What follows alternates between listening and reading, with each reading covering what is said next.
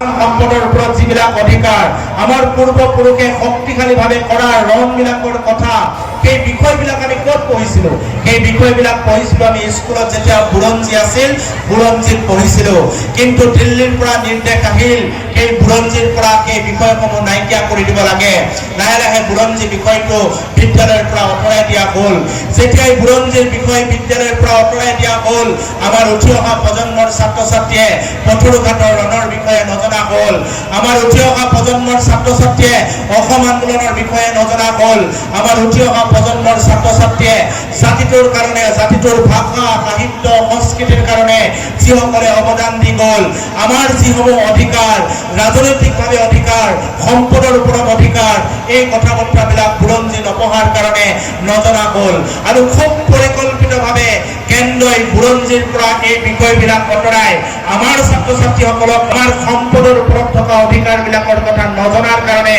আমি মুখেৰে মাত মাতিব নোৱাৰা হ'লো কাৰণ আমাৰ জ্ঞানৰ অভাৱ হ'ল আজি যদি আমি ছাত্ৰ অৱস্থাত থাকোঁ পথৰুঘাটৰ কথা যদি মোৰ জ্ঞান নাথাকে পথৰুঘাটৰ কৃষক বিদ্ৰোহৰ কথা যদি মোৰ জ্ঞান নাথাকে তেনেহ'লে মই মোৰ অধিকাৰ বিচাৰি মাত মাতি যাব নোৱাৰিম আজি মাটিৰ তলৰ সম্পদ খনিজ সম্পদ বনজ সম্পদ এইবিলাকৰ বিষয়ে যদি মই নাজানো মই জ্ঞাত নহওঁ তেনেহ'লে মই মুখেৰে মাত মাতিব নোৱাৰিম কি কাৰণে মাত মাতিব নোৱাৰিম অধিকাৰ বিচাৰি মাত মাতিব নোৱাৰিম আৰু এটা জাতি সদায় পংগু জাতিলৈ ৰূপান্তৰিত হয় আৰু দিল্লীয়ে এই বিষয়টোৱে পাকে পকাৰে তেওঁলোকে বুৰঞ্জীৰ পৰা এই বিষয়বিলাক আঁতৰাই আমাক মাত মাতিব নোৱাৰা অধিকাৰ বিচাৰিব নোৱাৰা এটা জাতিলৈ ৰূপান্তৰিত কৰিলে এই চৰকাৰ বা বিভিন্ন কথা বতৰাবিলাক যদিও ৰাজহুৱাকৈ আলোচনা কৰিবলৈ বেয়া তথাপিও আমি ছাত্ৰ সন্থাৰ মজিয়াত থকা হিচাপে এই কথা বতৰাবিলাক আমি আলোচনা কৰিব লাগিব ইমান ডাঙৰ এখন বিদ্ৰোহ হোৱা এখন ঠাই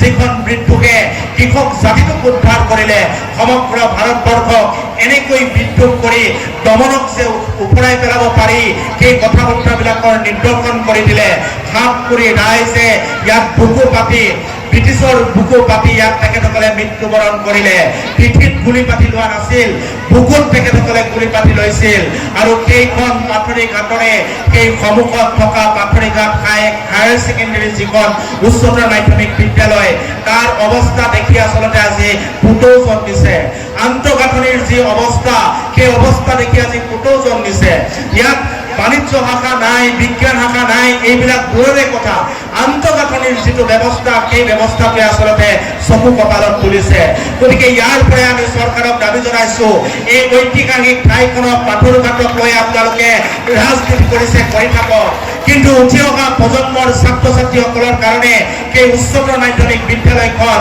ভালকৈ নিৰ্মাণ কৰাৰ দায়িত্ব চৰকাৰে গ্ৰহণ কৰিব লাগিছিল আজি অভিভাৱকে ছাত্ৰ ছাত্ৰী নপঠাই বুলি আজি আমাৰ ছাত্ৰ ছাত্ৰী আৰু অভিভাৱক বা শিক্ষকসকলক দোষাৰোপ কৰি এখনৰ পিছত এখন চৰকাৰী বিদ্যালয় বন্ধ কৰি দিয়ে কিন্তু এটা কথা চৰকাৰে জনা উচিত আজিৰ অভিভাৱকে হয়তো এসাঁজ কমকৈ খাব কিন্তু নিজৰ সন্তানক এখন ভাল বিদ্যালয়ত পঢ়ুৱাবৰ কাৰণে তেখেতসকলে চিন্তা কৰে আৰু পথৰুঘাটৰ নিচিনা ঠাই এটা ঐতিহাসিকপূৰ্ণ সমগ্ৰ ভাৰতবৰ্ষৰ কাৰণে নিদৰ্শন থকা এই পথৰুঘাটৰ এই উচ্চতৰ মাধ্যমিক বিদ্যালয়খনৰ যদি দুৰৱস্থা এনেকুৱা হয় কোনো অভিভাৱকৰ এই বিদ্যালয়ত পঢ়ুৱাবলৈ মন নাযাব গতিকে আমি ইয়াৰ পৰা গৈ এই বিদ্যালয়খন সঠিকভাৱে আন্তঃগাঁথনি নিৰ্মাণ কৰাকে ধৰি ইয়াত বাণিজ্য আৰু বিজ্ঞান শাখাটো যাতে খুলি এই অঞ্চলৰ ছাত্ৰ ছাত্ৰীৰ কাৰণে ব্যৱস্থা গ্ৰহণ কৰি দিয়ে তাৰ কাৰণে আমি চৰকাৰৰ ওচৰত দাবী উত্থাপন কৰিম আৰু নেৰানেপেৰাকৈ সেই দাবীত লাগি থাকিবৰ কাৰণে চেষ্টা কৰিম এই প্ৰতিশ্ৰুতি আপোনালোকক প্ৰদান কৰিছোঁ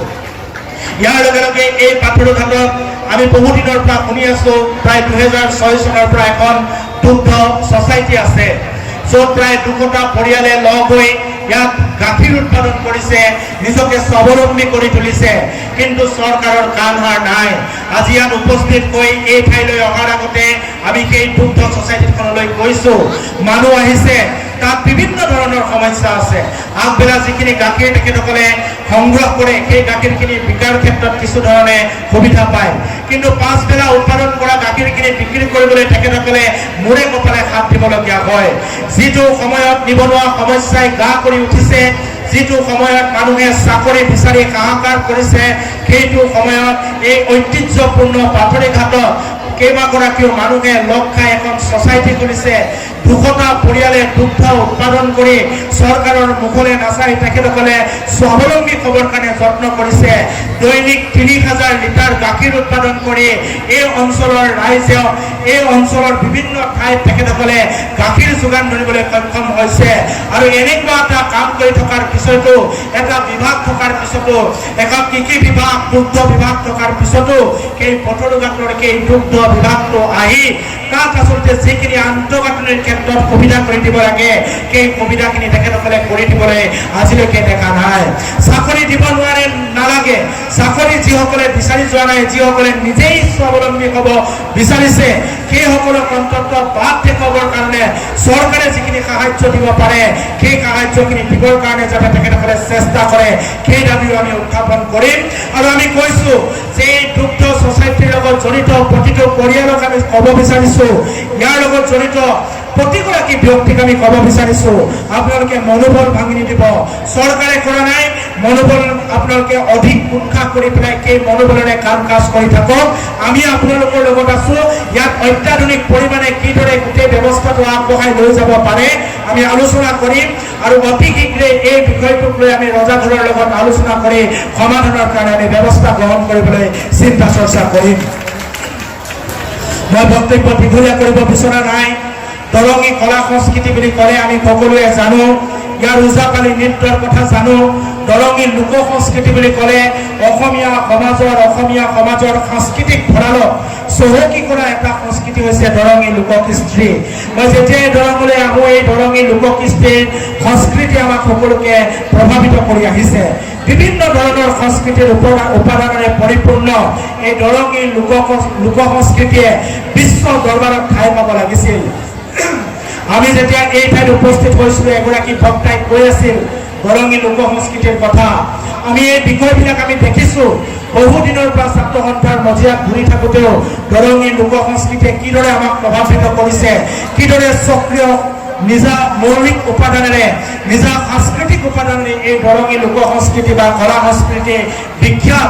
এই এটা কথা কৈছোঁ, বাৰে বাৰে চৰকাৰক কৈ আছোঁ, শিল ঘঁহোতে হৈ যাব। আৰু যেতিয়ালৈকে কামটো নহ'ব আমি কৈ থাকিবৰ কাৰণে পাবলগীয়া মৰ্যাদা পাব লাগিব। আৰু যিদিনাখনলৈকে নাপাব সেইদিনাখনলৈকে আমি ছাত্ৰ সন্থাই দৰঙী লোক সংস্কৃতিৰ প্ৰতিটো কথা আমি আগবঢ়াই লৈ যোৱাৰ ক্ষেত্ৰত প্ৰতিটো বিষয়ত আমি সদায় দৰঙী লোককৃষ্টিৰ হৈ আমি মাত মাতি যাম। আৰু কেৱল মাত্ৰ এটাই আমি আহ্বান জনাব বিচাৰিছোঁ উঠি অহা প্ৰজন্মৰ ছাত্ৰ ছাত্ৰীসকলক, এতিয়া যিসকলে এই সংস্কৃতিক ধৰি ৰাখিছে সেইসকলৰ পাছত যাতে আমাৰ উঠি অহা প্ৰজন্মৰ প্ৰতিগৰাকী ছাত্ৰ ছাত্ৰীয়ে দৰঙী লোক সংস্কৃতিক আগুৱাই লৈ যায়, তাৰ কাৰণে আপোনালোকে দায়িত্ব কাম পাতি ল'ব লাগিব।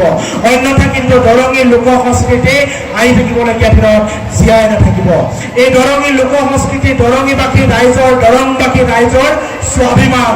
গতিকে এই স্বাভিমানক জীয়াই ৰখাৰ দায়িত্ব আমাৰ উঠি অহা প্ৰজন্মই ল'ব লাগিব। সেই আহ্বান মই আজি এই পদকতে জনাব বিচাৰিছোঁ।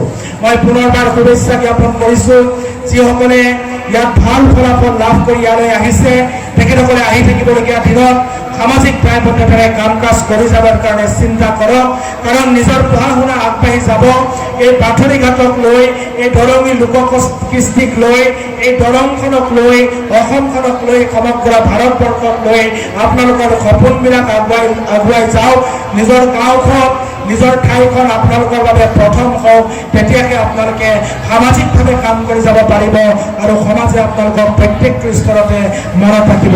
গতিকে আপোনালোকৰ উজ্জ্বল ভৱিষ্যত কামনা কৰি আপোনালোকক পুনৰবাৰ শুভেচ্ছা জ্ঞাপন কৰি বয়োজ্যেষ্ঠসকলক শ্ৰদ্ধা জ্ঞাপন কৰি মোক ইয়ালৈ নিমন্ত্ৰণ জনোৱাৰ কাৰণে পাথৰিঘাট আঞ্চলিক ছাত্ৰ সন্থাক ধন্যবাদ জ্ঞাপন কৰিছোঁ। আৰু ইয়াত উপস্থিত থকা সকলো ৰাইজক আমি এটাই দায়িত্ব অৰ্পণ কৰিব বিচাৰিছোঁ, এই পাথৰিঘাট আঞ্চলিক ছাত্ৰ সন্থাৰ প্ৰতিগৰাকী কৰ্মকৰ্তা আপোনালোকৰ সন্তানৰ দৰে। আমাৰ ছাত্ৰ সন্থাৰ অভিভাৱক হৈছে আপোনালোক। গতিকে আপোনালোকে অভিভাৱকৰ দৰে আমাৰ ছাত্ৰ সন্থাৰ প্ৰতিগৰাকী কৰ্মকৰ্তাক আঙুলিত ধৰি আগবঢ়াই লৈ যাওক। যেতিয়াই ভুল হয় তেতিয়াই দেখাই দিয়ক। ধনাত্মক সমালোচনাৰে আমাক সমালোচিত কৰক আৰু আমাক আপোনালোকে মাক দেউতাকৰ দৰে মৰম দিয়ক, চেনেহ দিয়ক, বুকুৰ উমেৰে অমাল কৰি ৰাখক। তাকে কামনা কৰি মই আপোনালোকৰ মাজৰ পৰা বিদায় লৈছোঁ। ধন্যবাদ। জয় অসম।